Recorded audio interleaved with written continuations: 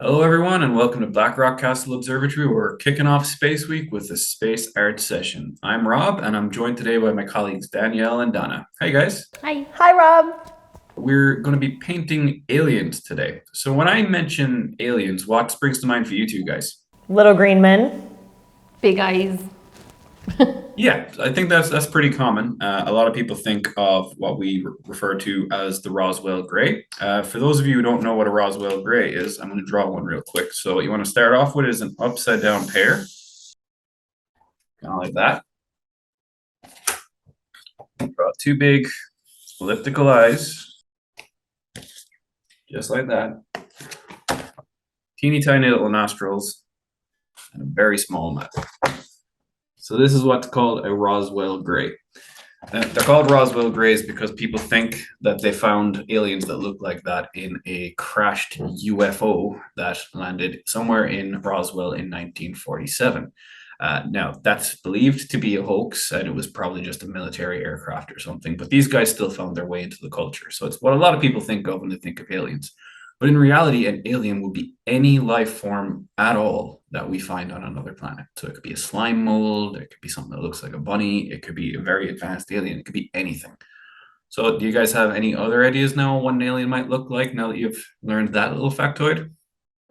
Depending on the atmosphere that they're in and whether there's heat and water, whether it's cold, then it would probably look different in different planets. That's a very good point. And it actually brings me to my first point that I'm going to come to in just a moment, that the environment very much shapes what any creature on this planet would look like, but we can assume the same will be true elsewhere in the universe. But before we do that, I'd like Danielle to briefly introduce what we do here at the observatory in Blackrock. So here at Blackrock Castle Observatory, we have a big giant telescope at the top of our tower. So if you've ever been to the castle, the main tower has a dome at the top you can see from the outside. That's the observatory.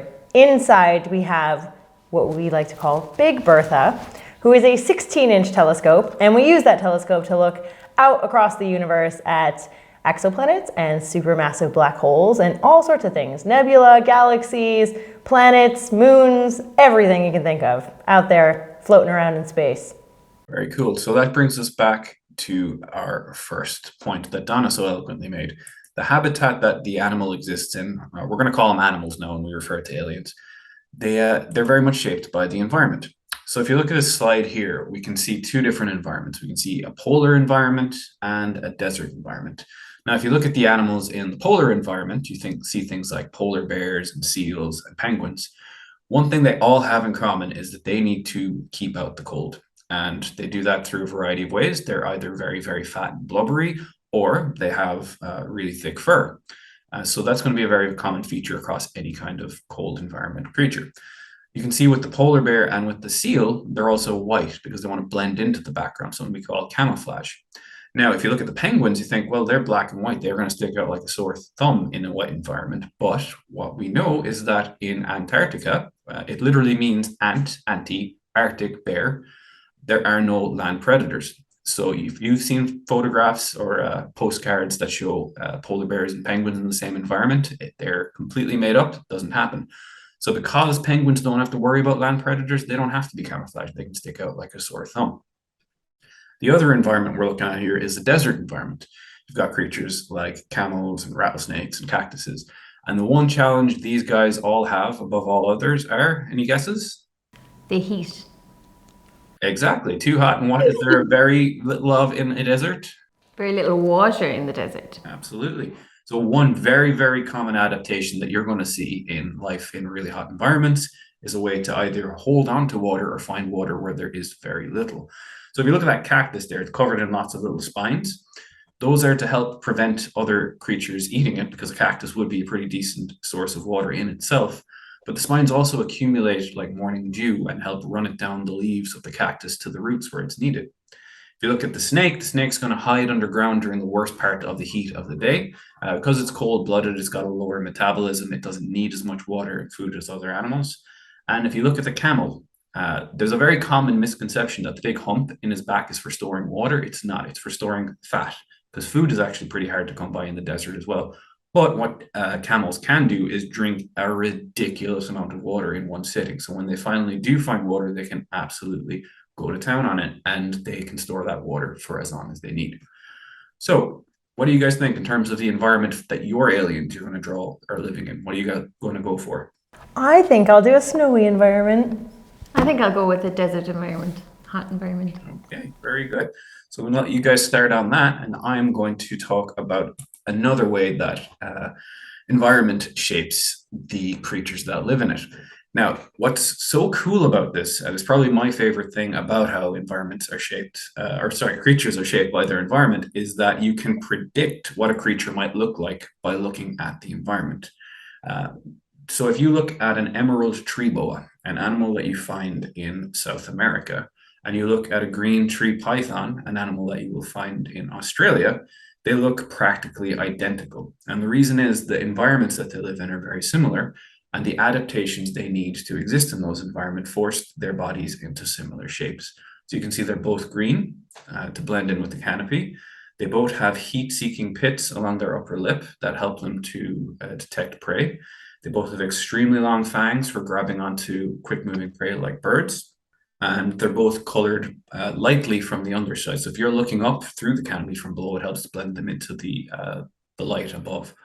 But they're not very closely related at all. And there's some major differences. For instance, the emerald tree boa gives birth to live young, while the green tree python gives birth using eggs. And we call this phenomenon of two creatures looking the same in a same environment convergent evolution. We're going to start discussing some of the things that might be seen across life forms. So that when you're drawing your alien, you can think, what will my alien need to exist in its environment? And something helpful to bear in mind is that useful features, things that are helpful and keep you alive for longer, tend to pop up multiple times. Now, it's important to point out right from the get-go, guys, we've never found alien life. So when we're guessing about all of this, we can only look at Earth-based life as an analog, and to guess based on what we see on Earth, what might happen elsewhere in our solar system and beyond. So when you think about really useful adaptations, you can think about things like eyes. So we have eyes because we are living in a light-rich environment. It helps us to detect shapes and the environment around us. What's cool about eyes is that they evolved independently many times over. So we have some features that we all share with a common ancestor. It popped up once, and everything that diverged from that common ancestor held onto it. But others are so useful that the environment kind of brought them into being just because almost it was required. So if you think about how a lizard's eyes are different to a human's eyes, to a dragonfly's eyes, and so on, they're extremely different, but they all solve the same problem. Other sense organs are going to show up over and over again. You're going to have things like a sense of taste, a sense of touch, a sense of hearing, but you're also going to have other cool senses that we don't have. So if you look at things like sharks, they have what we call ampullae of Lorenzini. They're these cool little receptors that can detect electrical fields and helps them to find fish in the darkness. You're going to have things like teeth showing up over and over again. And we're going to discuss in a little while how teeth are really useful in us figuring out what a creature might do in terms of its lifestyle. We saw already that fur and feathers and fats are a great way to hold on to heat. So you're going to see thermal regulating adaptations popping up all over again. And you're also going to see certain organs showing up. So I mentioned that teeth are a useful way to figure out what a creature might do. So I'm going to show you guys a creature here. Well, it used to be a creature, and we're going to look at his teeth. So what do you think you might be able to guess by looking at those teeth? They're really pointy and flat at the front, and we've got some kind of flat, kind of crushy ones at the back. What do you think this thing eats? So something hard that they have to... Do you think those teeth are needed for catching other animals? Is it a rat? You know that the rats have... Get you chop a nut off a tree Oh, and then squirrel? crunch it. A squirrel. It's a squirrel. Is it a squirrel? Right direction. So if you're looking at something like a tiger, it's going to have very, very sharp teeth, and they're going to hook backwards as well, so that if it bites into something, it's stuck and it can't pull back out. This thing doesn't have those sharp teeth. It has very flat teeth for grinding. So what kind of animals grind their food? Muskrats. Yeah, muskrats, cows, things like that. And you're very close with the muskrat. So let's see if we can figure out something else based on this guy. So he's got really big eyes. You can see the orbital cavity is pretty big, but it's also on the sides. So if a creature has eyes on the sides, what it's trying to do is increase its field of vision so that it can detect predators coming at it. So this thing is unlikely to be a predator. In fact, what we tend to see with predators is that, like us, the eyes are right on the front so that they can get really good depth perception and that they can track their prey and catch them very quickly. So if you see an animal with eyes on its sides, 9 times out of 10, it's going to be a herbivore rather than a predator. So that's a way that we can look at extinct animals, for one thing. Like paleontology does a lot of this to figure out what they might do. But if we found an alien on another planet, we could figure out pretty quickly what it might do and how it might act in its environment based on simple features like that. So I'm going to give you guys a hint as to what this is. A bunny. It is a rabbit skull. Yeah. So that's why you've got these 2 little incisors here at the front for tearing grass, and then at the back you've got the grinding teeth for grinding up the grass. So we're going to look at my alien that I drew ahead of time, and we're going to play the same game. So here he is from the side. Here he is from the front. And here he is from above. Now, if I threw him on a table in front of you, what do you think you might be able to guess about his lifestyle and whether he's a predator or prey? Any guesses?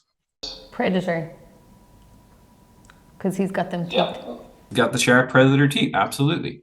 Now, what do you think the fact that his eyes are right on the top of his head might suggest? He's underwater. Underwater, and he's probably on the river bottom. So we see this in creatures like monkfish. So they lay flat to the bottom, and by having the eyes on the top, they can look up at the fish that are floating overhead, and they can jump up and grab them with that really huge mouth. We're also seeing that he's got a kind of a sandy color, so that helps him blend in with the river bottom. And something that's also pretty common, we even see it here in Ireland in our common frog, is that animals will try to obscure where their eyes are. It's really, really handy for camouflage because eyes stick out like a sore thumb. So you see this little banding going through here, kind of like a bandit's bandana.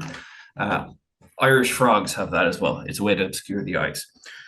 And one other very, very cool thing that we see in an awful lot of animals is what's called counter shading. So you can see how he's dark on top and white on the bottom.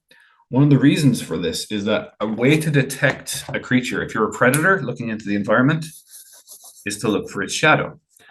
But if you've got counter shading, you've got a dark top, a white middle, and then the shadow, it actually throws the predator off. It creates an optical illusion that makes it harder to detect where the shadow leads to the animal. So that's a very, very common adaptation as well. So how are you guys coming along with your aliens? Great. Okay. Mine's cool. I get it, because he's in an ice environment.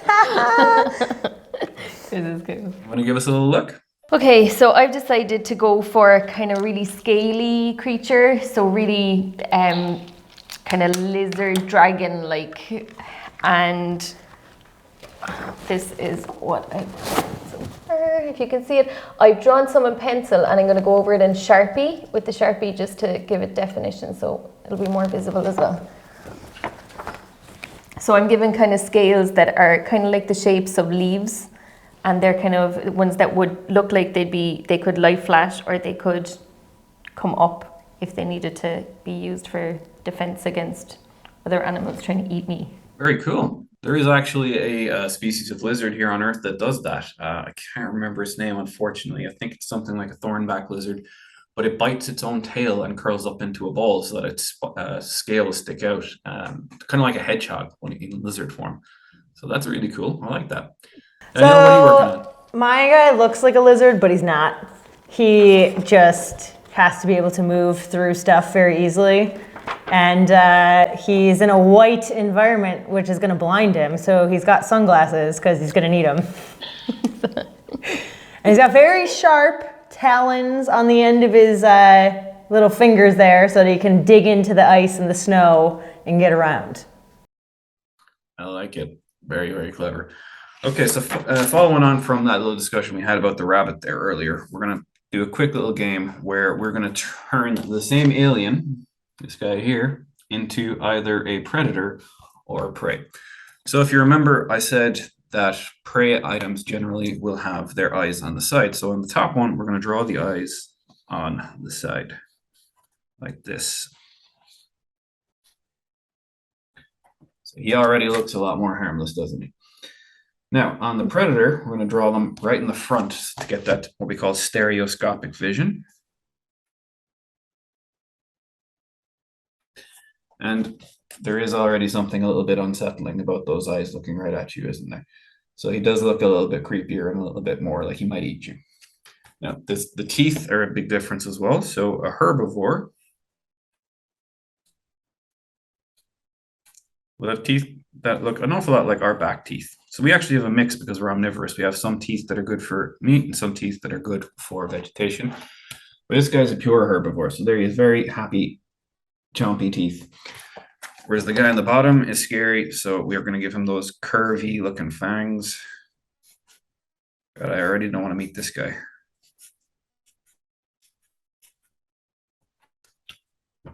So there you go. Now, a couple of other features that you can stick to show that they're predators or prey. One that just springs to mind would be horns. It's very, very common to see horns on herbivorous animals as a method of defense. So that guy looks way less intimidating than he did a few seconds ago. This guy looks much scarier. So it's amazing how just a couple of simple features can make a thing look like it's either a predator or a prey. Now, before we go any further, I'd just like to say hi to the people that are joining us today. Last time I checked, we had at least 28 groups from all around the country joining us. We have people like Miss O'Connell at Sculpt Collini, Dave. We have people coming at us. Oh, Mr. Russell's class down in Waterford. Hi, Mr. Russell. You always do a lot for Space Week. Good to see you. Who else have we got here? We've got a Skull Knave Elton and Mihal up there. Thanks for joining us, guys. We have people joining us from Galway, people joining us from Cork. And we actually have some questions coming in from some of these schools and groups ahead of time. So I'm going to throw some of those out right now for you guys. So the first question is from Miss Nicoulon's Ranga 3 class in Galway City at Scoil Fursa, and it's for Donna. So the students want to know, can you sketch the alien first and then make it from material? Yes, I would definitely recommend sketching it first, because then you have something to work with. So whether you're using clay, or I made this little one out of Model Magic material, which is kind of like a really pliable Mala Play-Doh kind of material. But I sketched it first. So I sketch everything in pencil first, whether you're going to paint it or go over a marker like I am, or make it out of clay. Then to sketch it first, at least you have a base, so you have something to begin with. Cool, that's really good advice. And I know one of my favorite movies of all time is Jurassic Park. And I know the guys that made the monsters, like the dinosaurs and that, they would start off with sketches and then they'd make like small models and then they'd scale up to making the big, huge robots. So if you guys have ever seen Jurassic Park and the animatronics, that's the process they take. So as Donna says, that's a really smart idea. Kind of like making your plan. So you're planning everything out with your pencil and then you build on that then with the materials that you're using. Well, that brings us to the second question for you, Donna. What type of material would be good to use? So you can use anything. I mean, this is coming from your imagination. So you're just taking the few pointers that Rob has given you and you're making something out of your own imagination. So as I say, you can use anything from Mala to Play-Doh, clay, Model Magic, which is what this is, pencils, colouring pencils. I have some markers here that I'm going to use. I'm using a Sharpie, so I've drawn it in pencil and then I'm going over the outline in Sharpie. Paints, which I have here, which I think I might do the background in eventually. Donna uses it more to paint herself than she does her papers. And, so yeah, you can use anything. You can use mixed media, so if you want to cut out different pieces of magazines, different colours for magazines, and glue them on, then that's a really fun way to kind of build on your drawing that you've done.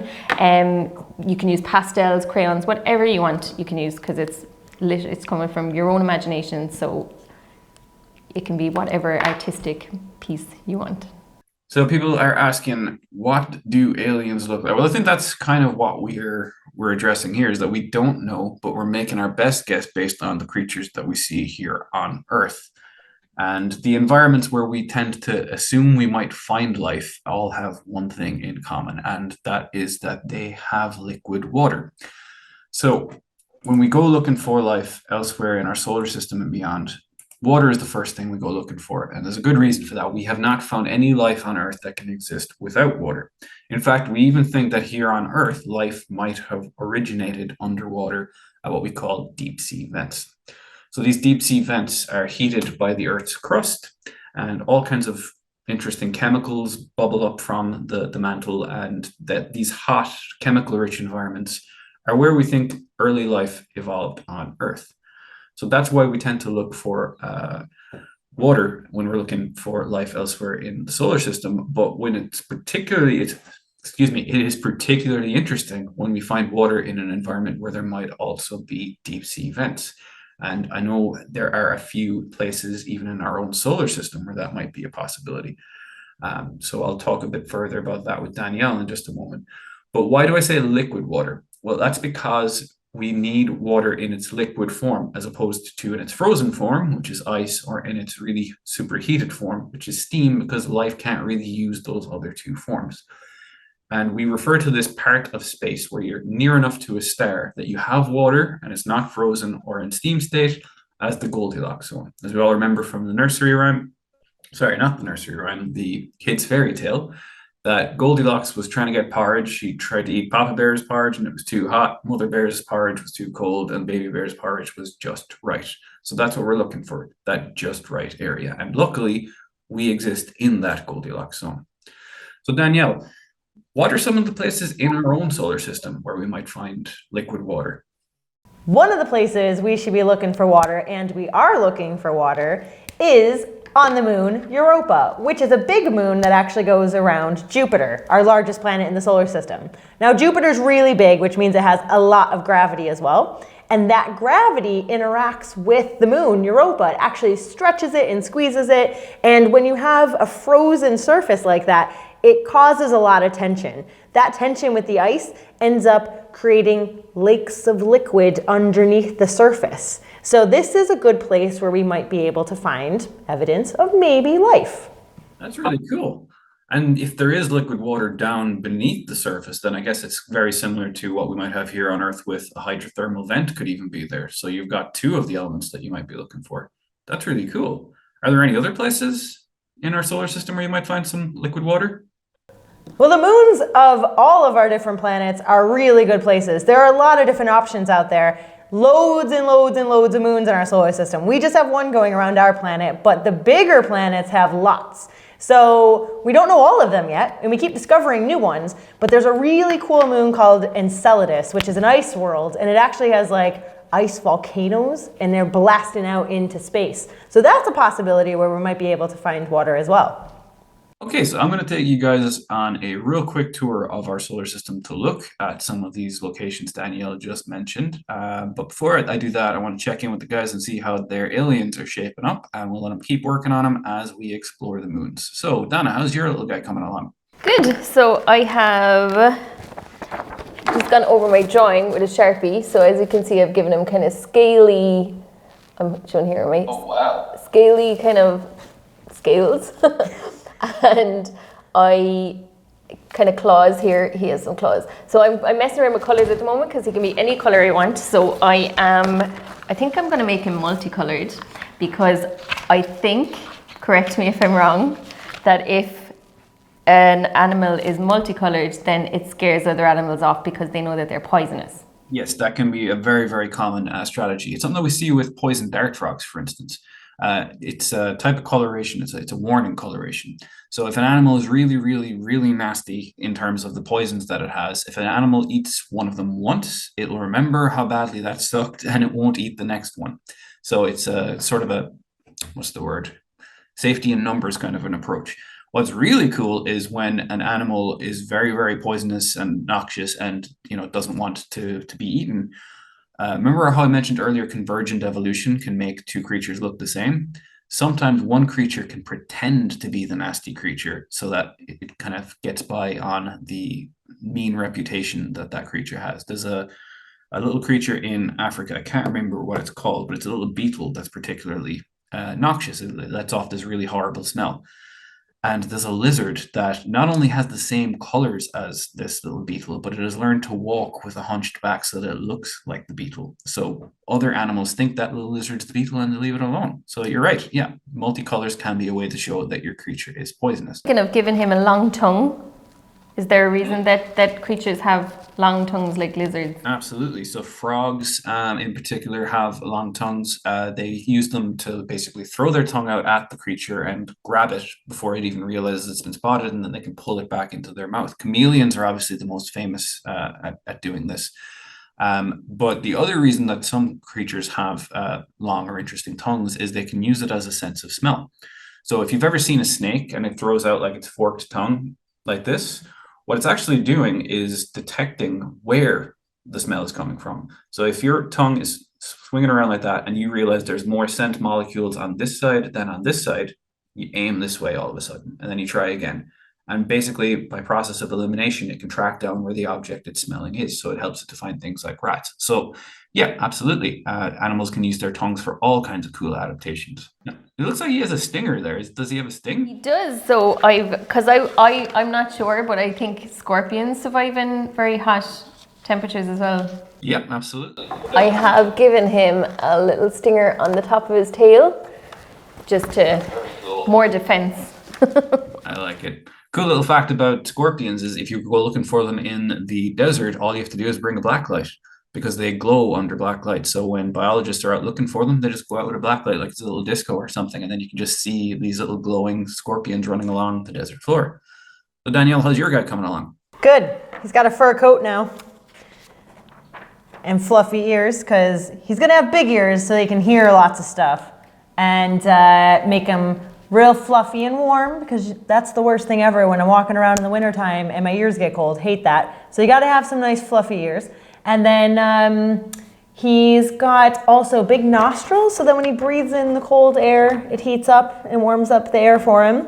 And yeah, all his joints and little toes get cold, because when I'm out and I'm observing with Big Bertha and it gets really cold, my toes are always freezing. So I always wear lots of really warm socks. So I want my guy to have some really warm toes as well. It's really cool. And I like the big ears. It's actually a common enough feature in some animals that live in ice-covered areas or snow-covered areas. Look at things like owls. They have excellent sense of hearing, so they can detect burrowing animals. But there's also a type of fox that can literally take ears that look just like your guy and like move them around on their head until they figure out exactly where the creature is and then jump down and nab them. So you've actually stumbled across a pretty useful adaptation there. Still not sure about the sunglasses, but I love the sunglasses. They're my favorite part. Have you ever driven around in the snow? It's blinding. This is going to be the most useful adaptation he's ever gotten. I'll tell you that much. All right. I stand corrected. Okay, so we're going to take a real quick look at those moons, guys. And the cool thing about Jupiter is you can actually see this moon this week, and Jupiter is looking pretty bright in the sky. It's very easy to find. It's one of the brighter objects. It looks just like a star, but a very bright one. And this coming Friday, we'll be releasing a video showing you how to find Jupiter. So starting off here, we're at planet Earth. What we're going to do is take a quick trip to Jupiter. And there it is, big, beautiful gas giant. And there you can see some of the larger moons already. Now you can see on the outside, we've got Europa. So let's go have a look at it. Oh, wow, that's actually very, very beautiful. It's got all kinds of interesting like cracks on the surface. It's a stunning landscape. So what you're saying, Danielle, is that the ice on the top, the water exists underneath that. Yes. And are there any missions planned to go look at this? Well, the Juno mission is out there right now doing flybys, and it's going to come very, very close to the moon. So that's a really exciting mission to watch. Okay, so the other planet that we mentioned having cool moons around it was Saturn. I'm going to go take a look at that now. And the moon, I think we said was Enceladus. So let's see. Enceladus, there we go. Lucky guess. Let's have a quick look. Oh, wow. That is also a very cool looking planet. It's got like The moon. tiger stripes. It's not a planet. Quite right. I stand corrected. But the striping on it is very, very cool. Okay, so while the guys are working on their painting, I'm going to check out one or two of the extra questions. So we have a question here. How many eyes do aliens have? That's a very good question. We don't know, but what we can make a decent guess at is that they have an even number of eyes. So the vast majority of animals on this planet have bilateral symmetry. So that means that we tend to have two of everything. If you look at us, you can split us down the middle and you get half a human on one side and half a human on the other side. We tend to have things like two lungs, two kidneys. So if you look at things like spiders, you know, they have lots and lots of eyes, but they're generally an even number of them spread across the head. The number of eyes they need would kind of depend on the environment that they're in, how much light there is, and the type of vision that they need. So some creatures might need to see all around them at once, whereas others need to be able to see in a hyper-focused, straight-ahead way. So we don't know how many eyes aliens have, but it would be a good guess to say that it's an even number.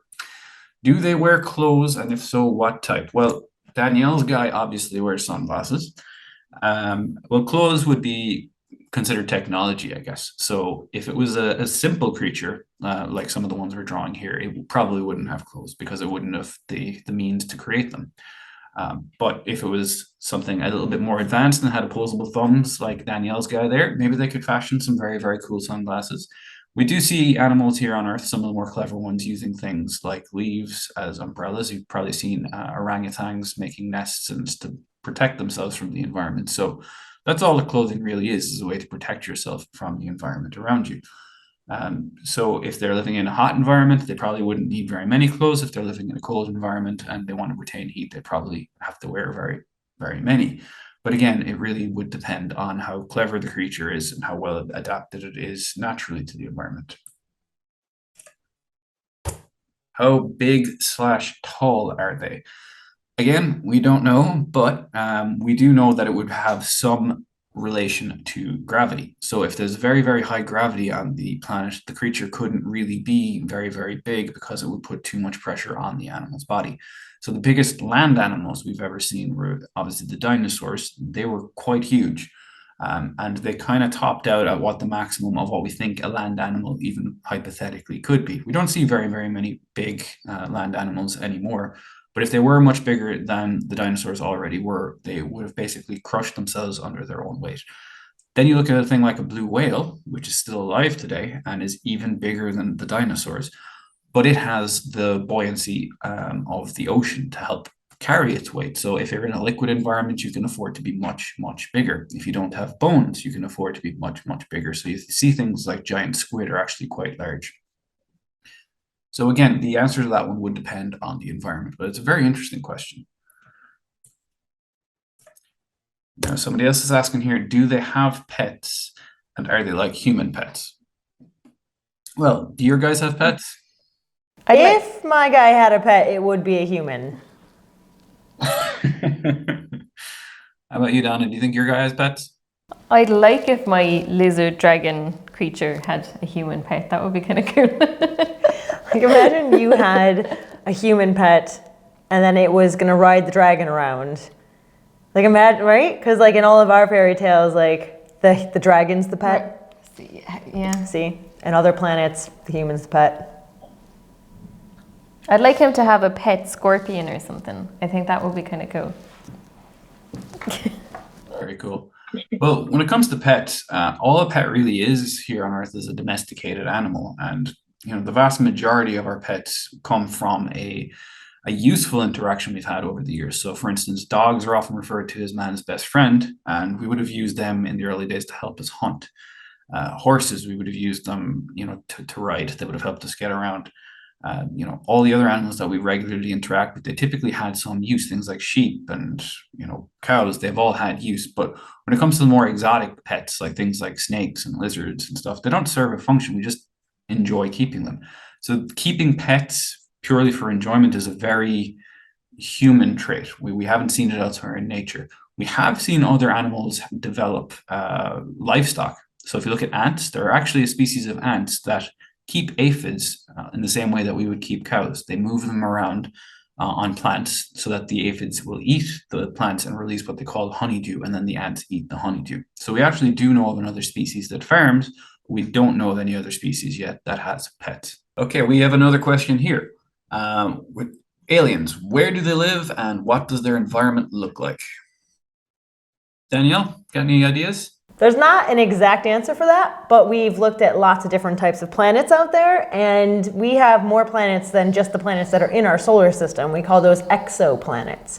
And we can analyze those exoplanets that are going around stars outside of our solar system by looking at the light coming through their atmospheres. So as the light passes through, we can detect what kind of elements those atmospheres are made up of, and then we can look for signatures that might give us an idea of whether or not there's life there. So we kind of know what life needs in order to survive on a planet, but the types of atmospheres that are out there and the types of environments that are out there can really vary and still have life, like even on our own planet, either frozen or really hot like deserts or under the water or dry up on top of mountains, everything in between. We could see other planets having different types of environments and still having life as well. That's a really good point, actually. We do have some pretty extreme differences here on Earth in terms of the environments. I mean, we even have bacteria that can live in hot springs, which are like extremely toxic environments to us, but the animals that live there, or the microbes that live there rather, they're very well adapted to it and they like it a lot.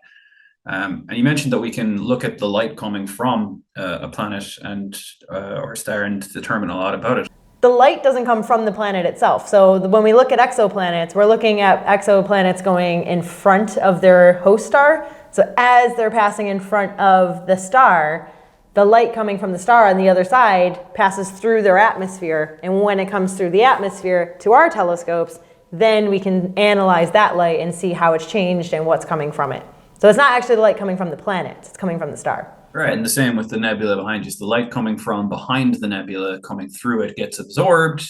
So the blue that you guys are seeing there is oxygen. We have another question here asking whether aliens float and are they affected by gravity? I don't know if they float. I guess, are there any planets? No, there wouldn't really be a planet out there where there is just such negligible gravity that an animal could float around, really. Would there be? I guess it depends on what you're floating in. Are you floating in water? Are you floating in air? That's a really complicated question because there's a lot to float in. So it depends on what the planet is made up of and then what that alien is made up of. Yeah, you could probably have planets, aliens that are floating on planets, for sure. I have another question here. Do they look similar to ET? That is a fun question. Again, we don't know, but for those of you who may be too young to remember E.T., he was a fun little alien in a Steven Spielberg movie. And I'm going to show you how to draw him real quick. So the first thing you want to do is draw an upside down shamrock that's a little bit kind of fat and squished, like that. Then you want to join the top of that with two small curves, just like that. That's the top of his head. Now you want to give him really big eyes. Fun little fact about E.T. is he was modeled by using a pug, you know, those squishy-faced little dogs, and Albert Einstein. So the guys who created him pushed those two faces together to make it look as cool as he does. If you haven't seen E.T., it's a very good movie. You should totally check it out. So there are his very big eyes. The next thing you want to do is give him kind of jowls down here. So you do that with just two slightly curved lines. And then give him a mouth. So very, very simple like that. You want to give him two big nostrils.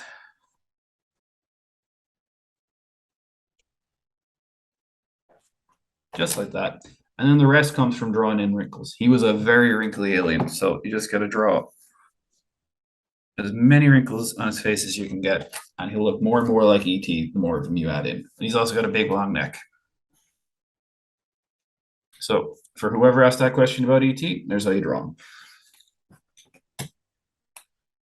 So guys, we're coming close to the end of our time. So I want to touch base with you guys again about your aliens. Donna, how's your guy coming along? So he's coming along. I'm spending a lot of time on him. So I've started to colour in all his scales, all different colours. So I'm just going through one colour at a time. And I am going to give him, I don't know, can you see there, but I've drawn in pencil a tongue. So I'm going to give him a tongue like I just said earlier with a V shape, like you were talking about the snake having. All right, Danielle, how did your guy turn out in the end?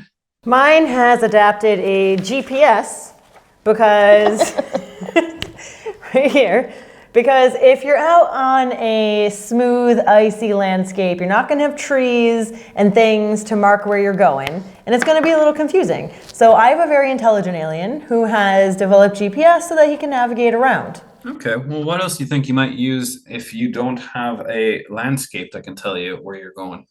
What might we use here on Earth? Our smartphone. Our smartphones, or you didn't have a smartphone, but you had a clear sky.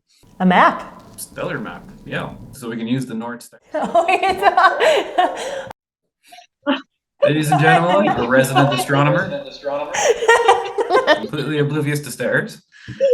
And it's cool, like there are actually animals on Earth that do move around using stellar kind of signatures. So there's what we call dung beetles. They, on the plains of Africa, they roll around little balls of elephant poop, basically.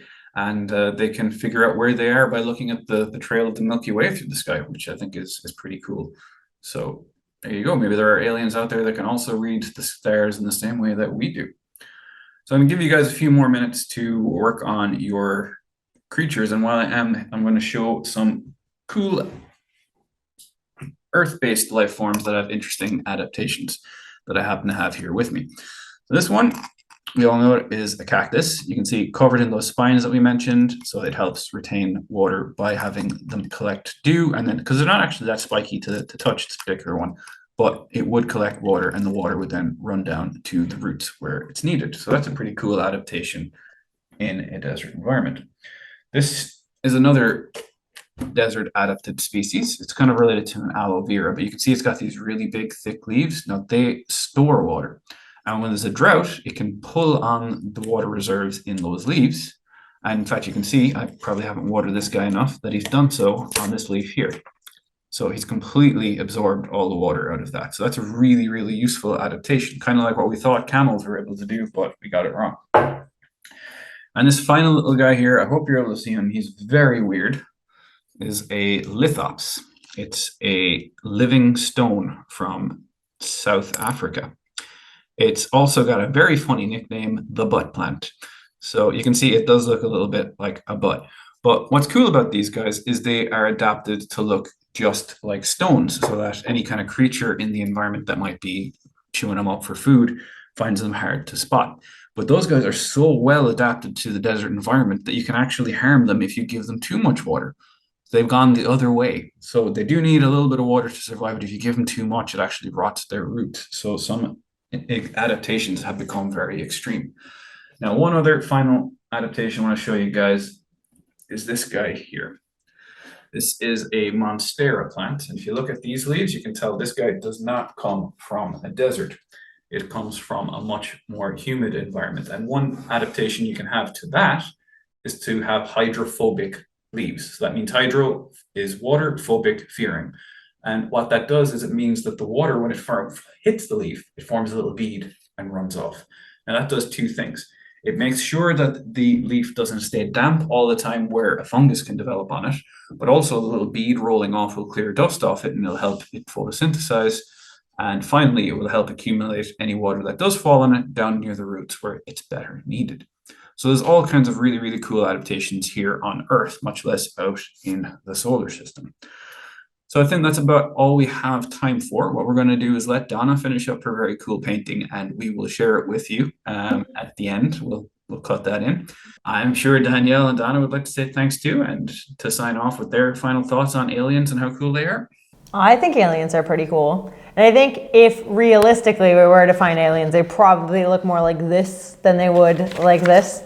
because one of the most common shapes in the universe is a sphere. It is one of the simplest things to make, and so that's why you have so many planets and moons and stars. They're all of this. So it would make sense that even life forms would take on a blob kind of shape, and we see that in like even just bacteria. So when we're looking in our own solar system, when we're looking for alien life, we're most likely going to encounter that, and not a GPS rocking, sunglasses wearing alien. Yeah, I think I've really enjoyed making an alien. Actually, I've really enjoyed. Maybe too much. It's taken me really a long time, but I will finish it soon. Yeah, I reckon that if there is life on other planets, that it is probably similar to life that we have on Earth. So maybe similar to a lizardy, dragony type animal. But it And your favorite, Donna, you didn't talk about, what's the water bear? Oh, the tardigrade. Tardigrades. Tardigrade. Tardigrades. Tardigrade. They're pretty cool. Yeah, they are. I researched them before I did this, and they're pretty cool too, but not as interesting to draw. So. Tardigrades are very cool. They look like little piglets. I think people call them little water piglets or something. They're pretty awesome. And as Danielle said, if we do find life out there at a deep sea vent, odds are it will look something like what we see at our own deep sea vents.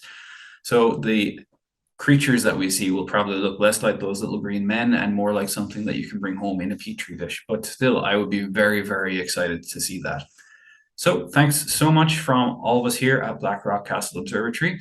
If you do paint any cool pictures of aliens, we really hope you'll share them with us. We have 2 social media channels. We have a Facebook and a Twitter for Space Week Ireland, or you could even email them to us at info@spaceweek.ie, and we will share them on the social media channels.